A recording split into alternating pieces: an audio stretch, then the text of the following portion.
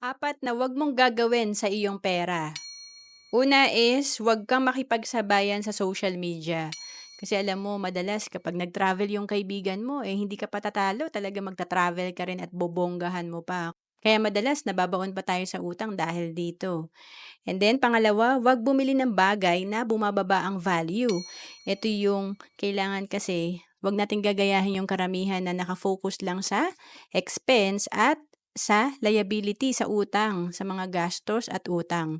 Pero alam mo ba ang mga mayayaman naka-focus sila sa pag-build ng kanilang asset. Bumibili sila ng asset kagaya ng nag-i-invest sila, nagpupuhunan sila para sa negosyo para lumago ang kanilang asset at magbibigay ng additional income. Pangatlo, huwag mag-i-invest sa hindi mo naintindihan. Kasi madalas naloloko tayo o nai-scam kasi gusto natin mabilisan, hindi natin naintindihan.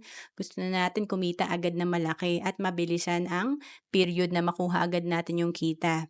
And then pang-apat, huwag gumastos ng wala sa plano o budget. Kailangan talaga may plano na tayo sa pera natin para hindi ito makuha ng iba at lumago ang ating asset. To know more about savings and investment, message mo lang ako sa FB, Roan Celis Capistrano.